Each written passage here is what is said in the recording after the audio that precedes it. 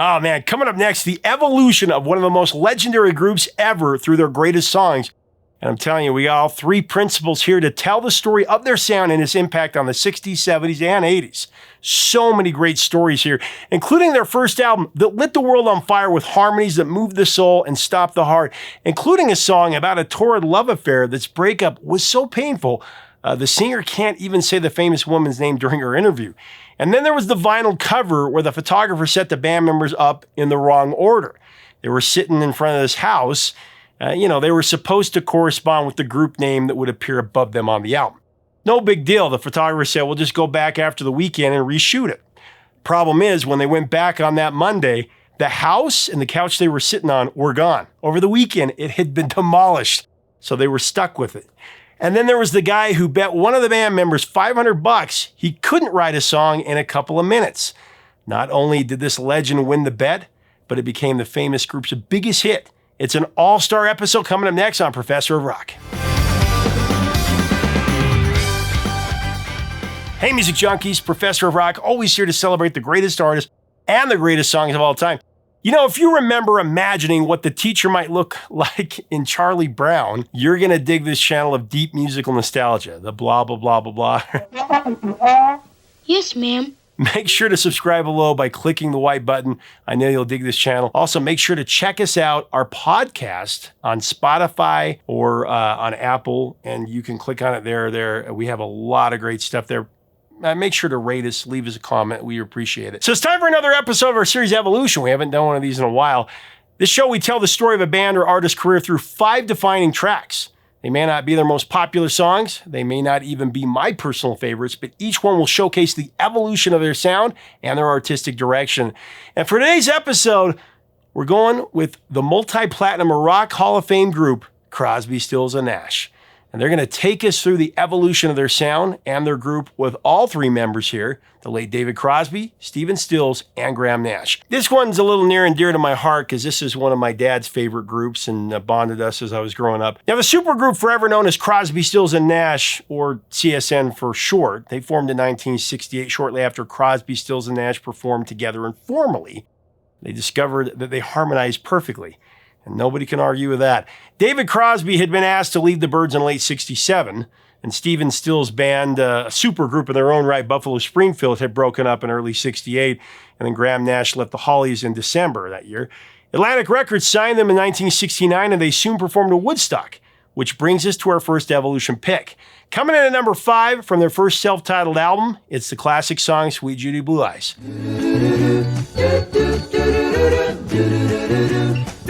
Now, as we go into this one, I have to preface it by saying there's a special guest in there along with Crosby, Stills, and Nash. It's got a crazy story about the album cover. It's the actual photographer, Henry Diltz, who took the legendary shot. Here's the story. First record, kind of the sea of change. It really was ushering in, a different sound. Tell me a little bit the story of the cover. Yeah, Henry loves to tell that story. So these guys, 3 friends of ours, were forming a group and recording. They had no photos whatsoever. Gary and I said, come on, let's get in the station wagon. We piled in and drove around West Hollywood, jumping out here and there.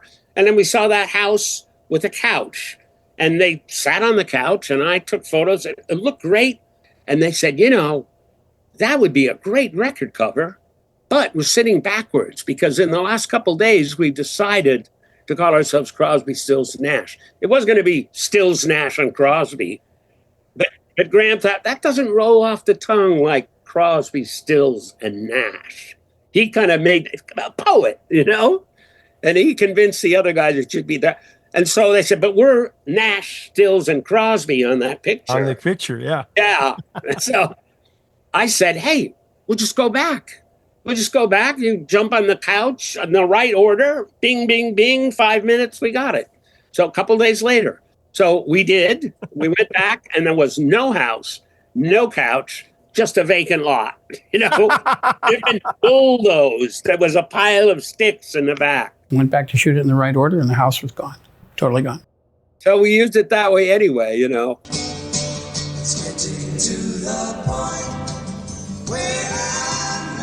First of all, the first time that Stephen Stills ever played me Sweet Judy Blue Eyes, I thought it was an amazing piece of music. I didn't quite understand you know, who this man was. I recognized that he had a certain level of genius. It was 4 pieces of music that were unfinished that he very beautifully placed together into this suite. It's a suite in 4 pieces. Tell me about that song, how that came about. Well, it was exactly that. I had these songs started. I would get an idea and then somebody would call me and then I'd forget where I was. And I had this idea and I just put it together. If somebody opened the refrigerator, we would sing. We'd go to everybody's house and it was insufferable. We'd sing the entire damned album. But it also made us very good because we didn't have a jobs. So we rehearsed the album over and over again. So all the singing is first, second take, you know. But, you know, some of it we doubled, which was great. But then some of it we tripled and like took off on different harmonies and it's a little bit too much, you know. I'm yours, you are mine, you are what you are. Did it start on the guitar? Yeah, actually I had the guitar and there's the mic, right? And I was doing.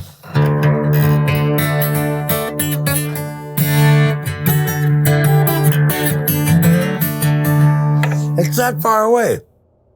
Bill Howardson says, oh my God, that's terrible. So he starts reaching for the compressor and like reaching for the sound. And then I turn around and it's dark in there. And then the mic was where it should be. There was an 87 like that.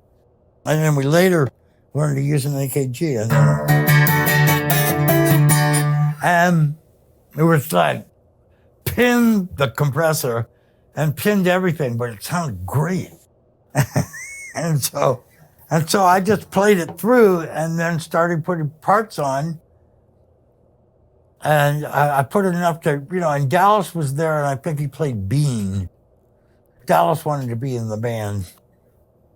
You know, but I think there's pictures on the back there, right? You had said. But I basically cut the acoustic part so it was clean. And then we went on and started doing vocals. What have you got to lose? And then I said, okay, that's good. Now, I got some stuff and I want to put on it. I've been thinking of. I'm going to go ahead and I do one take of one thing and a bass and, you know, a little of this, that. Yeah. And that's how Captain Many Hands came into being. I'd been a Hollies fan, a Byrds fan, and a Buffalo Springfield fan. So when I heard this was happening, I was just like chomping at the bit. I couldn't wait to hear this record. And I'll never forget it. When the record came out, I was there at the record store the first day, brought the album to my girlfriend's house, put it on her big sister's stereo, and heard Sweet Judy Blue Eyes. It was like the perfect song. I could not believe what I was hearing. And I went back, picked up the needle. I listened to Sweet Judy Blue Eyes 12 times in a row before I got to Marrakesh Express, because I could not get enough of that song. There's a classic quote that I read because as my dad showed me this music, I was growing up, I wanted to read anything I could on the music, the stories behind the songs. I remember this quote, I'll say it so I say the exact word you said. There are 3 things men can do with women: love them, suffer for them, return them into literature. I've had my share of success and failure at all 3. I love that quote. There's a lot of feeling in those lyrics. Really, that was a time that you really bled for your art. Well, yeah, when you're that age and you get that smitten, you know, you tend to wear your heart on your sleeve. I read that you liked the demo of the song Sweet Judy Blue Eyes more than you liked what came out. Is that true? No, they were just different. But I put the demo out of it on that demo's tape.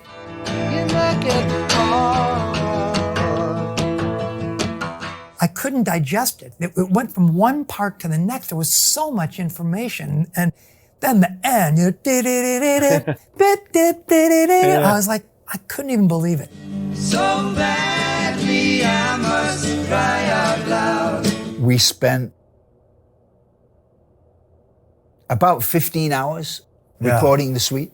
Wow. Anything you remember about Sweet Judy Blue Eyes? Yeah, there's 2 of them. Okay. We got to the end of the record. We played the record back for ourselves. And we said, man, we did it. That's a great record. Steven says, I'm just not sure we got the suite. And we said, you're out of your mind. And he said, no, I just am not sure we got it, man. So we recut it. Took us 2 days, 7 minutes, 22 seconds. We recut the whole thing. There is another version of the suite. Wasn't better. And then the second thing was, you were saying two things you remember about that. I didn't say that. Oh, okay. Hit playback and prove me wrong. I don't remember, man. Well, I'm no fun anymore. I said, look, there's only one way we'll find out if we get it. Let's do it again. You know, so we spent another 11 hours doing the second version. And we got to the end of that session. I said, so what do you think, Stephen? He goes, I like the first one. Sunday in the afternoon. The 4 parts was really just because you kept coming back to it, because there's a little bit of classical influence in there. Or is it just the 4 parts? Did you think of it that way? Or? No, I always wanted to do a lift, you know. And we were also listening to the Bulgarian folk choir a lot. So that influenced, everybody pretty much fell to their natural parts. I don't know, it just fell together and it sounded good.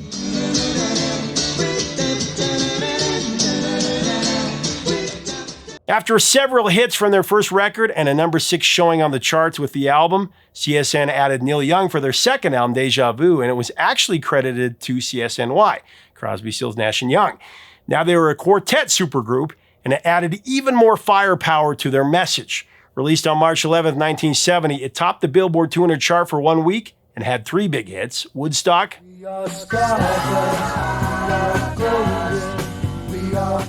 Our House,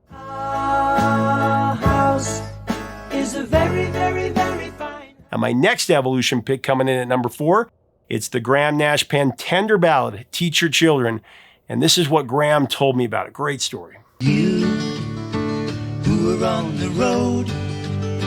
Here's what happened basically with Teach Your Children.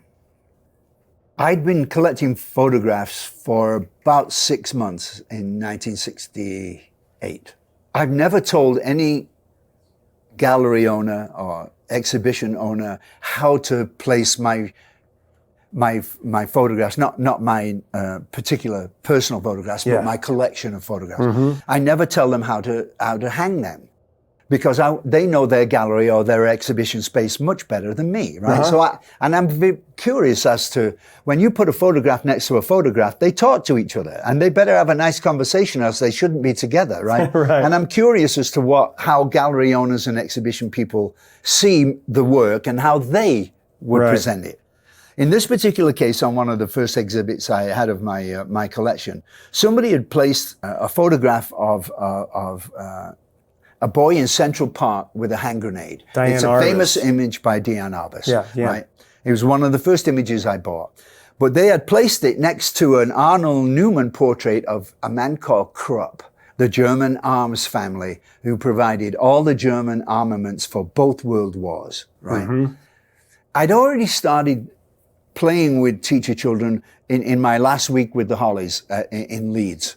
So I had the basic idea, but seeing these 2 images together of this kid with a toy hand grenade that would have blown up the world, and this man that actually did blow up the world, I began to realize that if we didn't teach our kids a better way of dealing with our fellow human beings, we were in deep trouble here. And that's when I actually finished Teach Your Children. Crosby's father's favorite song, by the way. Yeah. Anything about Teach Your Children that you remember? Nash's most famous song. You know, it's simple, direct. It's a good song. Teach your children well. In 1970, Crosby, Stills, Nash & Young were at the peak of their creative genius when they released one of the most powerful protest songs in music history, Ohio. Written by Neil Young. Crosby, Stills, Nash & Young had a sobering and somber response to the May 4th, 1970 Kent State shootings.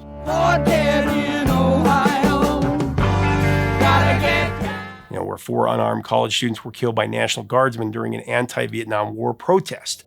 The lyrics are raw and urgent, capturing national outrage and grief. Lines like "Tin soldiers and Nixon coming." Tin soldiers and Nixon coming. directly called out President Nixon's administration, holding it accountable. Released just weeks after the tragedy, Ohio became an anthem of resistance and a defining moment of the times.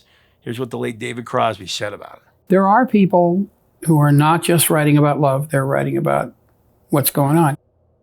There's a part of our job to do the Ohio thing, to be the town crier. That's part of our job. The best we did it was Ohio. I hear the drumming, for dead in Ohio. That was the best time we did it. We did it a bunch of times, but that was the best.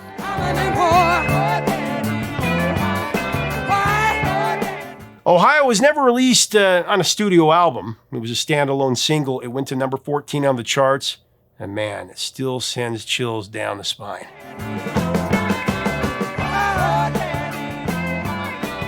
It would be a long 7 years between albums for CSN as the members worked on other projects, but it was worth the wait for their third album that dropped in '77. Actually, in the time between Crosby and Nash recorded 3 albums as a duo, Crosby and Nash, plus Crosby released a solo album along with a reunion album with the Byrds. And then Graham Nash dropped 2 solo records. And then Stephen Stills, ever the busy one, did 4 solo albums. He forged a short career with Manassas. That yielded 2 albums, and along with a tour and an album with Neil Young, which almost became a CSN-wide project. The third group album as a trio, CSN, had some great moments, including a song that was written on a bet. That's my next Evolution pick. Coming in at number 3, I have Just a Song Before I Go. Here's the story. Just a Song Before I Go. What a great story behind that. Tell that one real quick if you don't mind. Just a song before I go to. The truth is I won a lot of money with that song. I was in Maui at the time. I was at a house of a friend of mine who was not really a friend, he was an acquaintance, but he was a low-level weed dealer in Maui. And I was at his house when we were smoking, and he said to me, he said, you know, you're supposed to be some big songwriter. I bet you can't write a song just before you go. I said, really? How much? He said, $500. I said, $500? Okay. I sat down at his piano and I wrote it. When we opened up the door, I had to be. Don't forget, he'd already given me the title. Yeah. Just the song before I go. Exactly. And a lot of people don't realize that's the biggest hit Crosby, Stills, and Nash ever had as far as a chart goes. As far as a single, yeah. Yeah, as a single goes. A lesson to be learned. Going into the 80s, Crosby, Stills, and Nash again took time off as a trio, but they hit the neon decade with a spectacular record called Daylight Again. And even though much of the musical landscape had changed, Crosby, Stills, and Nash were right back in the mix of new wave and heavy metal with a group of songs that gave them their first top 10 hit in 5 years. It was Wasted on the Way. Time we have wasted on the way. But you know what? My final Evolution pick here is their second hit from the album, the mesmerizing classic, Southern Cross. Out of town, on a boat, going to Southern Islands. This is a song I was looking forward to going in depth with Stephen Stills on in the interview, but he was a tough nut to crack. Quick story. When my crew and I went to Stephen's home to do the long-ranging interview several years ago, we had quite an adventure. We pulled up and we were awaiting Mr. Stills. So I was in one car with my producing partner. He was driving, and then we had our van with all of our equipment and our crew. So we're parked waiting for some direction on where to load in. All of a sudden, in pulls this flashy Maserati. And it pulled up right next to the car I was in. And a very angry Stephen Stills jumped out and cussed out my business partner and I for blocking the lane to his garage. Now, from where I was sitting, he wasn't blocked at all, but Stephen Stills laid into my partner and I with some of the most colorful language I've ever heard, and I've heard some doozies. After the episode, I looked at my business partner and said, man, are you okay? He turned and locked eyes with me and he burst out just laughing. He said, I'm great. I just got cussed out by Stephen Stills. Anyway, after that, I was extremely nervous to do the interview, and there was some tension, but all in all, it went well. And after the interview was over, Stephen Stills couldn't have been nicer. He walked us around his property, showed us things, he even let me sit on the actual stool that CSN used at Woodstock. It's an experience I'll never forget. Here's what Stephen told me about Southern Cross, my #1 Evolution pick. Well, Stephen, I remember one of my first memories is seeing this cover. It was one of the first record covers that I saw because, of course, my dad was I a love huge- that cover. That was one of the ones where I picked the picture and they said, really? I said, yeah. Well, it's so vivid, you know, and it sticks in your mind. Let's quit taking ourselves so seriously. Well, let me ask you about Southern Cross. I've always loved that song.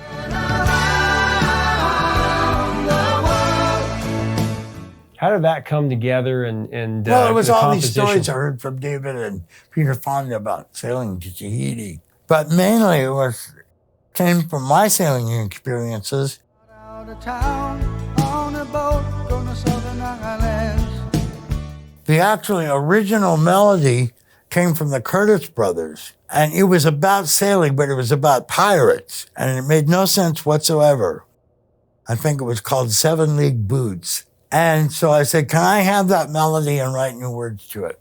And so that's why it's the Curtis brothers and me. You see the Southern Cross for the first time. It evolved from what I got from them. I would have to hear the original demo of the Curtis brothers. And I went, wow, that's really cool. I need to do something with that. But the main thing is the whole experience of sailing on a big sailboat. Yeah. Yeah, when you're sailing down the hill, that's kind of. 80 feet of a waterline, nicely making way. I love the lyrics to it too, you know, how you. Well, it was getting over a divorce.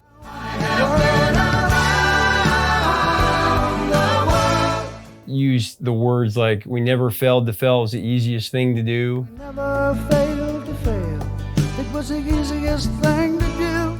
And then the music part, you know, Kind of like music journalism, isn't it?